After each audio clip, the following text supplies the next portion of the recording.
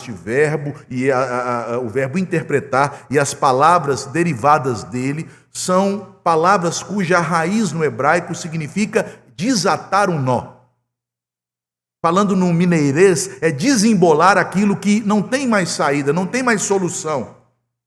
Mas também tem o sentido de colocar solto o que está preso. Percebam, então, José está afirmando sua fé de que, embora ele estivesse preso, embora ele estivesse numa situação que era insolúvel aos seus olhos, longe da sua família, distante de seu pai, que o julgava como morto, vendido como escravo e agora preso como um criminoso, ele sabia que Deus tem poder para desatar todas as coisas. E este é o tema, a tônica deste capítulo. Deus é o desatador de mistérios, porque ele revela as coisas ocultas, ele revela os desígnios do coração do homem, mas também ele é aquele que abre o que está fechado, é o que soluciona as coisas confusas, é o que dá sentido para problemas que fogem à nossa compreensão.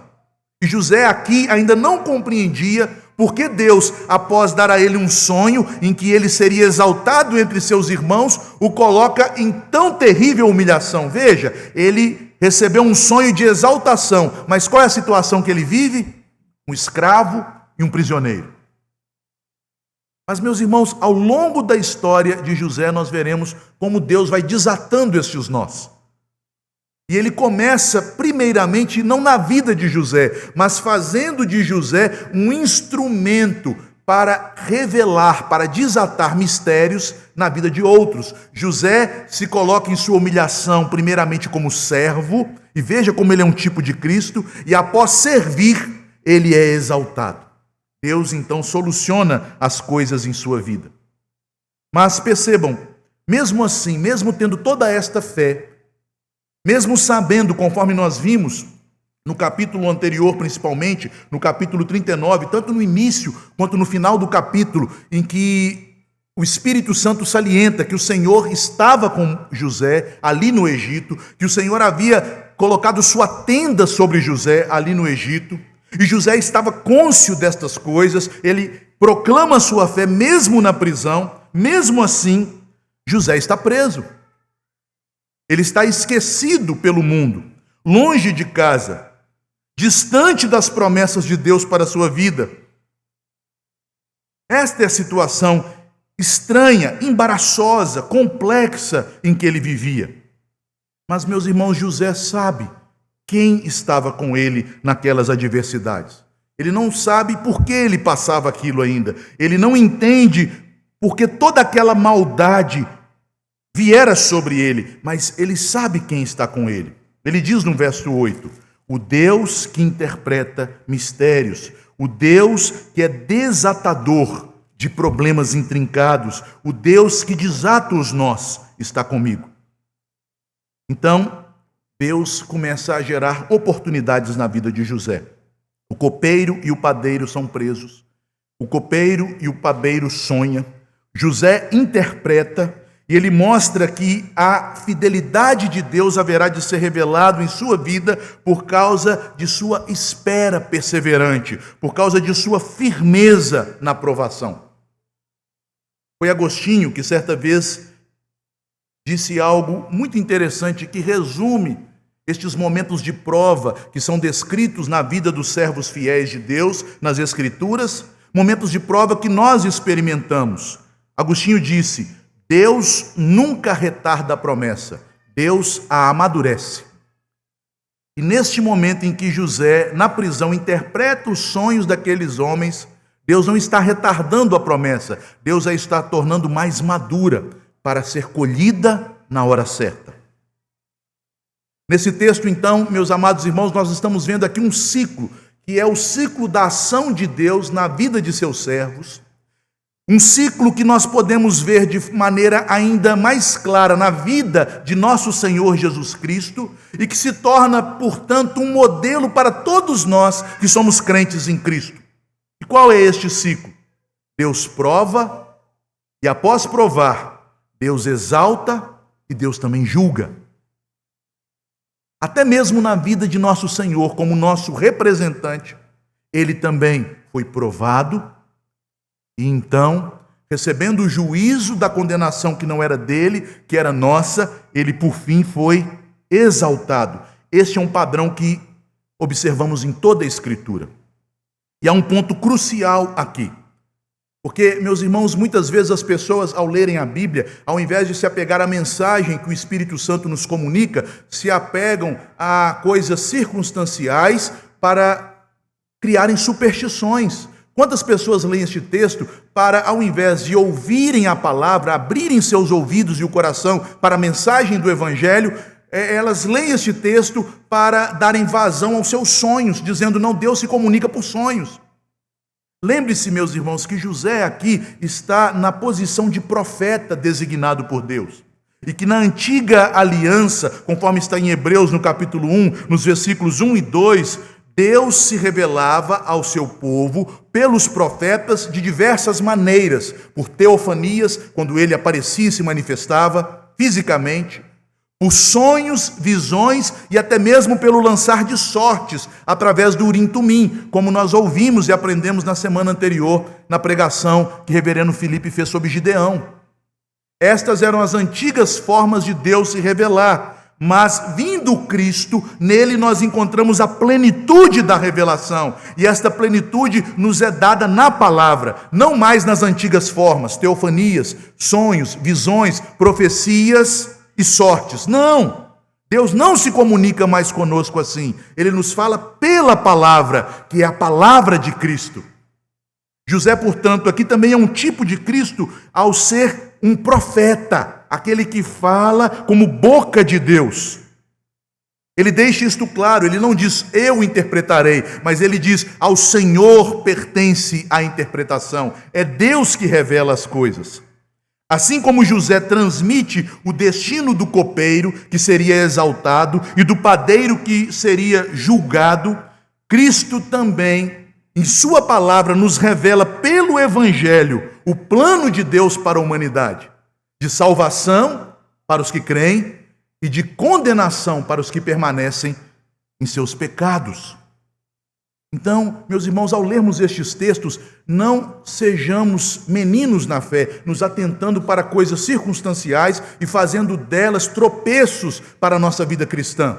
Não leia o texto de Gideão procurando pegar lã para lançar sorte. Não é este o propósito do texto. Não leia o texto de José procurando comer umas 4 bananas caturra antes de dormir para ver se sonha, para Deus falar com você. Não é este o propósito do texto. Deus nos falou pelo Filho. Ele é o canal de comunicação. E José, antes da palavra ser nos entregue, porque ela ainda não havia se manifestado em plena luz com a vinda daquele que é o Verbo de Deus e a luz de todo homem, antes da palavra ser completada, Deus usava estes meios a servos escolhidos, que eram seus profetas. José, os patriarcas, eram profetas de Deus. É assim que o salmista os trata, quando diz, não toqueis nos meus profetas, referindo-se aos patriarcas, Abraão, Isaque, Jacó e José. Mas então, o que nós devemos aprender neste texto? Já que não é buscarmos a revelação de Deus por meio de sonhos, o que este texto realmente nos ensina? Ele nos ensina que Deus resolve os mistérios, revela o oculto, para provar, exaltar e julgar. Estes 3 verbos nos dão a tônica e a dinâmica das ações aqui. Provar, exaltar e julgar. Em primeiro lugar, Deus revela e prova o destino dos homens. Veja que aqui há 2 personagens que são um copeiro e um padeiro, mas não são um copeiro e um padeiro comum. Eles são aqui, meus irmãos, de certa maneira, predicados com a palavra chefe. É um copeiro-chefe e um padeiro-chefe. A palavra copeiro, usada na língua original, significava uma pessoa que era uma espécie de conselheiro do rei, um conselheiro de Faraó, e que tinha a função de cuidar de sua despensa e de sua mesa para evitar qualquer crime de traição, porque era muito comum naquele período que os reis sofressem atentados por meio de bebida ou comida envenenada. Portanto, as pessoas que serviam junto ao rei não eram pessoas comuns, eram homens nobres, de famílias também descendentes de nobres daquela nação e que serviam como conselheiros reais. No Egito, o copeiro era chamado de portador do cálice real, ou supervisor do vinho do palácio. Ele era encarregado de selecionar, provar e servir o vinho a Faraó. E muitas vezes atuava também como conselheiro de confiança, uma espécie de braço direito do rei.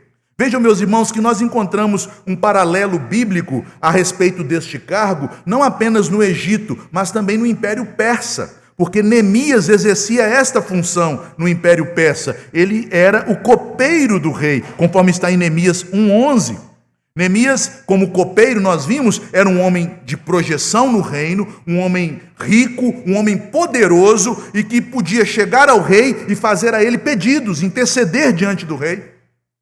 E ele o fez e recebeu como copeiro qual designação? De governador da Judéia e de Jerusalém. Percebam, não era simplesmente um serviçal.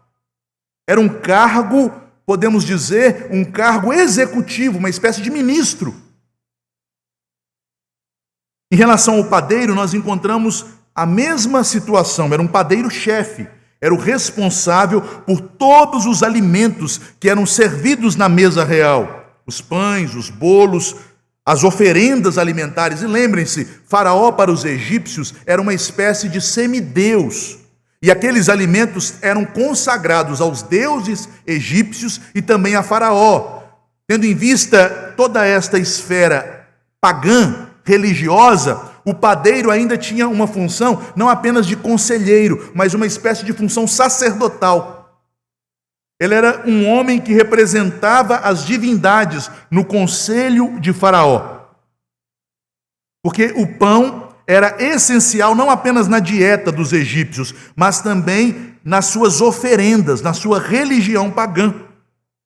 Eles eram oferecidos aos deuses, eles eram oferecidos a Faraó e eles eram oferecidos como oferendas nas tumbas, as chamadas pirâmides. Então perceba, era uma espécie de cargo religioso ser o padeiro do rei. José, então, diante destes dois homens importantes, é colocado para servi-los. Percebam a importância dele. Dentro da prisão, eles são servidos. O carcereiro designa José como serviçal destes homens, porque eles ainda não haviam sido julgados. Talvez um atentado fora cometido contra Faraó e eles são suspeitas de participarem de algum conluio, de alguma trama contra Faraó, e eles estão ali preventivamente presos. Como ainda não se sabe se eles são culpados, mesmo na prisão, por sua posição, por seu status, por serem homens importantes, eles eram servidos. Mas veja que, embora na língua portuguesa esta semelhança não esteja tão clara, há uma certa semelhança, mas não tão clara, na língua hebraica, o que é dito para um e para o outro é idêntico. No versículo 13, José, ele diz o seguinte para o padeiro para o copeiro, após interpretar o seu sonho. Ele diz que Faraó te reabilitará e te reintegrará o teu cargo. E no versículo 19, José diz agora ao padeiro: Faraó tirará fora a cabeça e te pendurará no madeiro. Claramente uma oposição, mas o interessante é que as palavras usadas por José no hebraico são as mesmas. Ele usa o mesmo verbo nos dois casos. Ele diz para o copeiro, na verdade, em 3 dias Faraó erguerá a tua cabeça. E aqui o tradutor traduz por reabilitará e reintegrará. Mas as palavras usadas no hebraico são o verbo erguer e o substantivo cabeça. Ele erguerá a tua cabeça. E no verso 19, a palavra ao padeiro é: em 3 dias Faraó erguerá a tua cabeça. Mas num caso, o erguer seria exaltação. E no outro, o erguer seria arrancá-la do corpo, tirá-la fora do pescoço. Mas o mesmo verbo, o verbo nassá, erguer, levantar, é usado. Ao copeiro, Faraó pela vontade da providência divina, ao copeiro, a sua cabeça seria erguida como uma figura de restauração e exaltação. Mas ao padeiro, sua cabeça seria erguida como uma figura de juízo, de decapitação. Percebam que também o substantivo usado, embora o tradutor não tenha optado por colocá-lo aqui, e eu acho que seria mais interessante ter sido traduzido de forma mais literal. Em 3 dias, Faraó erguerá a tua cabeça. E ao outro, em 3 dias, Faraó erguerá a tua cabeça, mas erguerá para colocá-la na forca. Uma ironia da parte de Deus. A palavra cabeça, ela obviamente tem esse sentido literal, que é a parte do corpo, mas ela também tem um sentido figurado, que se associa às posições destes homens. Lembrem-se, eles são chamados de copeiro-chefe e padeiro-chefe, dando a ideia de que eles eram cabeças no Egito. Homens que exerciam autoridade. Portanto, com o destino destes homens, um teria sua cabeça, isto é, sua autoridade restaurada e exaltada, e o outro teria sua cabeça, ou seja, sua autoridade retirada e eliminada. O mesmo verbo, o mesmo substantivo, 2 destinos. O mesmo evangelho, o mesmo Cristo, 2 destinos. Para uns o evangelho é perfume de vida, para outros cheiro de morte. Para uns o evangelho exalta através de Cristo, porque nós nos assentamos com ele nas regiões celestiais, mas para outros o evangelho abate. A pedra que os edificadores rejeitaram, para uns é pedra angular, para outros, pedra de tropeço. O mesmo rei que exalta o justo, condena o ímpio. Esse paralelismo antitético aponta para o juízo soberano de Deus, que será aqui mediado por José, que funciona como um tipo de Cristo, que cumpre perfeitamente o juízo de Deus. O copeiro lembra-nos do pecador redimido, o padeiro lembra-nos do ímpio que será julgado. Toda a ação redentiva de Deus, toda a ação de Deus de manifestar a sua redenção, a sua salvação, lembre-se, meus irmãos, é uma obra de separação. João Batista, quando anunciava a vinda do Messias, ele disse que o Messias vinha para separar. A sua pá ele a tem na mão, para recolher o trigo no celeiro e lançar a palha no fogo. E é na provação que estas coisas se manifestam. É na provação que a fé vence ou a fé fenece. É na provação que somos firmados, fortificados, fortalecidos, ou então muitos caem por causa do adversário que anda como um leão ao derredor daqueles que estão fracos. Percebam que José é um instrumento de Deus para manifestar a ação do Senhor na vida daqueles homens, e por meio da ação do Senhor na vida daqueles homens, tirar lições preciosas para a sua própria vida, a fim de que ele, na provação, não se desespere, espere no Senhor, confie no Senhor. Mas caminhando mais um pouco no texto, o Deus que prova os seus servos, os prova pela espera. Deus os prova pela espera. José, ele revela os sonhos daqueles homens, e fala a respeito de um que será exaltado, cuja cabeça será erguida e exaltada, e outro que será julgado, cuja cabeça será erguida e arrancada. E então ele intercede por si mesmo. Ele diz nos versículos 14 e 15 ao copeiro: lembra-te de mim, lembra-te de mim. Porém, o copeiro mor não se lembrou de José, antes se esqueceu dele. Mas é interessante, meus irmãos, que este mesmo verbo, o lembrar, é um dos verbos principais do início do livro de Êxodo, quando o povo de Israel, na mesma circunstância de José, sofria como escravo, preso pelos grilhões de Faraó, e o texto de Êxodo nos diz: lembrou-se o Senhor do seu povo. Quem haveria de lembrar-se de José? não era o copeiro, ele seria tão somente um instrumento daquele que não se esquece de seu povo, daquele que sempre nos tem em seu coração, em seus pensamentos, que é o nosso Senhor. Lembra-te de mim. Mas o texto diz, porém, no versículo 23, o copeiro mor não se lembrou de José, antes se esqueceu dele. Mas isto não nos apresenta na sequência um José desesperado, um José impaciente, um José que desiste. Não. Apesar dos homens se esquecerem, apesar dos homens não recompensarem o benefício que recebem com um bem, de não serem gratos, pelo contrário, de serem ingratos, este esquecimento humano é o local, é o lugar propício para que a prova divina da fé se manifeste.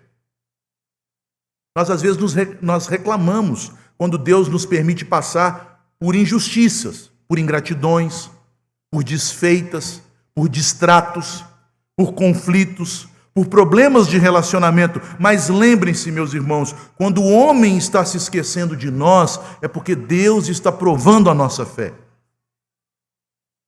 É muito interessante perceber como Deus restaurou os bens de Jó. Você se lembra qual foi o meio que Deus usou? Não foram tesouros descendo dos céus. Foi assim que Deus o restaurou? O texto nos diz que após todas as aflições de Jó, os seus parentes vieram visitá-lo e o presentearam. Por que aqueles parentes se esqueceram de Jó por tanto tempo? Porque Deus o estava provando. Por que o copeiro se esqueceu de José por tanto tempo? Porque na prova, a ação de Deus estava amadurecendo. José não deveria ser colocado em liberdade para retornar a um serviço de escravo. Ele deveria ser colocado em liberdade no momento oportuno para ser colocado em um lugar elevado no Egito. Um pai da igreja, ele comenta este episódio dizendo que a demora de Deus é o teste da graça feito aos justos. Deus está testando, ele não se esquece. Ele não dormita, ele não dorme. Assim também foi na vida do nosso Senhor. Quando no Getsêmani, ele, em sua natureza humana, experimentando fraquezas próprias da natureza humana e não fraquezas do pecado, ele se sentiu esquecido e abandonado. Um sentimento que chegou à sua maior intensidade na cruz. O que Jesus faz? Ele se lembra da palavra e ele clama a Deus citando a Bíblia. Deus meu, eu me sinto abandonado, mas tu és o Deus meu.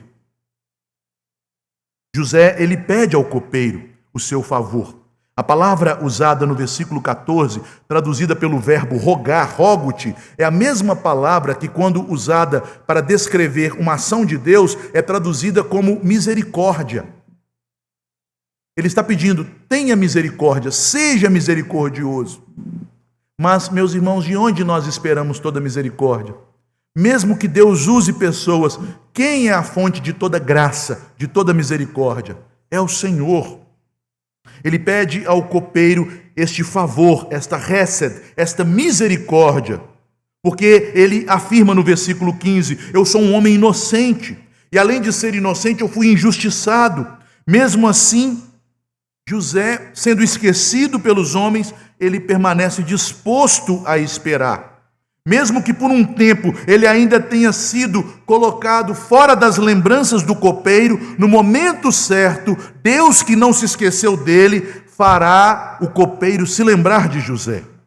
No tempo certo, o Senhor, após a prova, o exaltará. E José espera. Quando os homens se esquecem, Deus está nos provando. E Deus quer que nós esperemos nele. E por fim, meus irmãos, e no tempo certo, Deus manifestará a exaltação e o juízo. Ao terceiro dia, diz o texto, Faraó exaltou o copeiro mor, mas também ao terceiro dia, o padeiro ele mandou enforcar. Percebam que expressão significativa, ao terceiro dia, ou no terceiro dia, como está aí no início do versículo 20, isso te faz te lembrar de algum episódio bíblico? De exaltação? De juízo? Meus irmãos, o terceiro dia indica um destino duplo, como José havia interpretado pelos sonhos. As coisas não aconteceram sucessivamente. Um foi exaltado num dia, o outro foi julgado daí uma semana. Não, elas aconteceram no mesmo momento, ao terceiro dia. Assim como Jesus foi exaltado na ressurreição ao terceiro dia e todos os seus inimigos caíram debaixo de seus pés na manhã do domingo de Páscoa, ao terceiro dia, Deus revela a José, por meio das profecias que ele interpretou, que ele é o Deus que exalta e ele é o Deus que julga. Portanto, José, espere.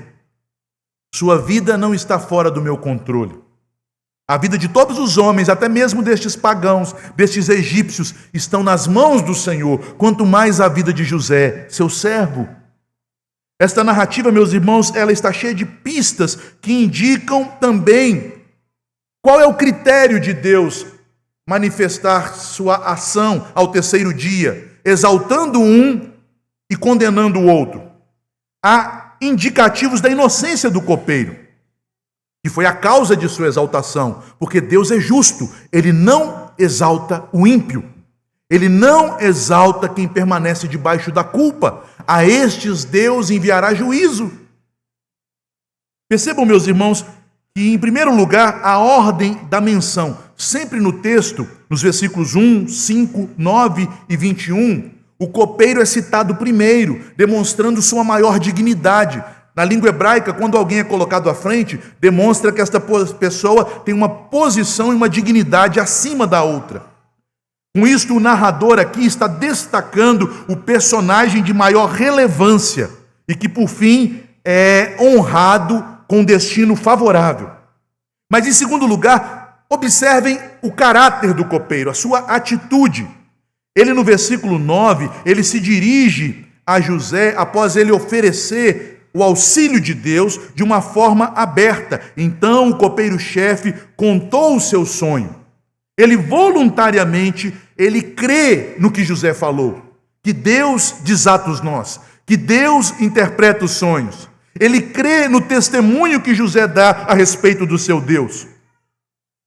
E ele voluntariamente, então, pede que José o ajude. O texto não mostra culpa, remorso ou engano da parte daquele homem. Ele fala abertamente. E percebam, pessoas inocentes, elas tendem a falar de maneira sincera, aberta, direta. Ele não vem com desculpas, com subterfúgios. Ele não tenta se desviar das verdades. E o próprio sonho do copeiro é um sonho que revela graça. Um sonho que revela progressão e graça. Uma videira, uma planta que cresce, que desenvolve, que frutifica e que culmina com bênção, com o seu fruto sendo colhido, sendo espremido e então em um cálice sendo servido a Faraó para que haja um restabelecimento da comunhão perdida. Percebam que os comentaristas reformados percebem os indícios da inocência do copeiro no sonho que Deus dá a ele, que também revelam a consciência daquele homem. Matthew Henry, um puritano, ele comenta o sonho da seguinte forma: o sonho do copeiro foi de um caráter alegre. A videira verdejante, frutificando, o copo do rei em sua mão, tudo apontava para o favor sendo renovado e a antiga confiança sendo restaurada. Portanto, o que nós temos? Temos o próprio veredito de Faraó, por causa da inocência daquele homem e de Deus ter revelado o seu caráter justo através daquele sonho que fora interpretado por José. O próprio Faraó reage. Diz o texto nos versos 21 e 22, e Faraó reabilitou o copeiro e o colocou de novo no seu ofício. O verbo reabilitar, usado aqui, indica restauração de posição, restauração de confiança, restauração de um relacionamento quebrado. Algo que só poderia acontecer se Faraó estivesse realmente convencido de que aquele homem era inocente, de que aquele homem era alguém que ele queria perto de si para ser o seu conselheiro. Mas vejamos agora o que Deus faz para julgar o padeiro. O narrador nos mostra, meus irmãos, que o padeiro é sempre hesitante. Veja o verso 16. Quando que o padeiro busca a ajuda de José? Somente depois que ele ouve a boa interpretação do primeiro sonho. Vendo o padeiro-chefe que a interpretação era boa, disse a José. Sua ação demonstra uma pessoa de caráter suspeito. Primeiro, ele só fala depois de ouvir o sonho do copeiro. Ele espera ver se José trará boas notícias antes de se arriscar, porque ele tinha uma consciência que de certa forma o acusava.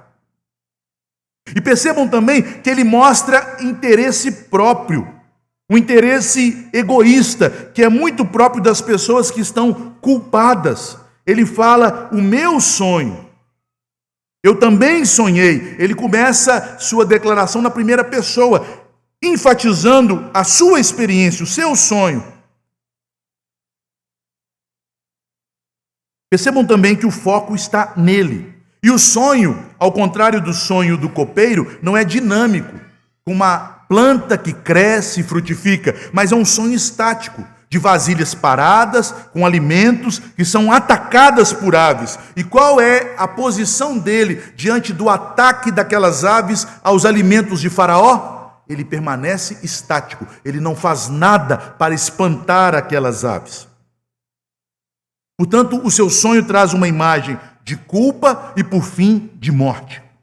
João Calvino, comentando o sonho deste padeiro, ele diz o seguinte: o padeiro, tentando tirar vantagem do bom presságio do copeiro, revelou o seu sonho, mas ele colheu a justa sentença de sua própria impureza. O alimento que deveria ser puro para o rei é profanado pelas aves, sinal de que sua culpa estava manifesta aos olhos de Deus, daquele que conhece, daquele que sonda os corações. O padeiro foi encorajado por aquilo que ele ouviu de bom em relação ao copeiro.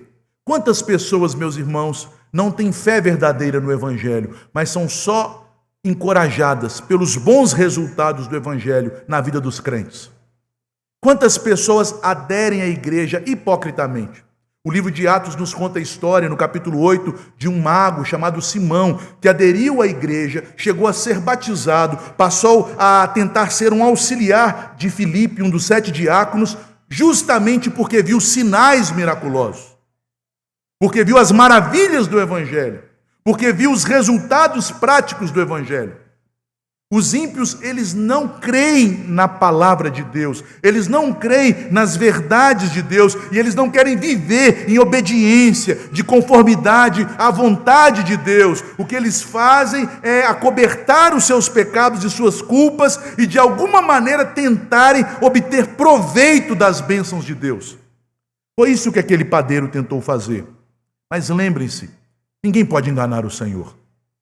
Ele sonda os corações, exalta e abate. Portanto, a narrativa constrói o copeiro como aquele que sofreu uma punição indevida, mas que foi vindicado e restaurado, apontando para algo maior, para Deus como juiz de toda a terra, que libertou o copeiro, mas que também libertaria José do cárcere. Isto ainda aponta para uma plena realização, quando Cristo também foi libertado e levantado da morte. Percebam, meus irmãos, como este padrão é estabelecido neste texto, este padrão do agir de Deus com os seus juízos na vida de seu povo, na vida de seus servos. Deus prova, Ele exalta, Ele julga. José conhecia o Senhor, e é por isso que ele esperou. E nós, ao lermos a palavra, ao sermos orientados por ela, também o conhecemos. Nós o conhecemos porque Ele habita em nós, pelo seu Espírito. Nós o conhecemos porque este mesmo Espírito testifica da verdade da palavra e aplica ao nosso coração. E Ele então nos dá da sua sabedoria para que saibamos que Deus prova. Mas ao nos provar, Ele exalta os que creem, os que têm sua mente limpa, sua consciência tranquila, que estão livres do pecado. Nós sabemos, meus irmãos, que esta limpeza não procede de boas obras, procede da graça. Deus conhece aqueles que realmente, pelo Evangelho, estão em Cristo. E aqueles que se humilham debaixo de sua mão em tempo oportuno, Ele exalta. Aqueles que pacientemente esperam nele em tempo oportuno, Ele os conduzirá em triunfo, como declara o apóstolo Paulo. Eu teria algumas outras aplicações para fazer, mas eu farei quando der continuidade, nas próximas semanas, na história de José. Mas eu sei que este texto riquíssimo foi bem aplicado, porque ele é muito prático. Eu espero que o Senhor fortaleça aqueles que estão sendo provados. Tire de nosso meio toda altivez e pecado que nos impede na prova de sermos exaltados e que, por fim, em Cristo Jesus, Ele nos exalte a cabeça. Fiquemos de pé, vamos orar, encerrando o nosso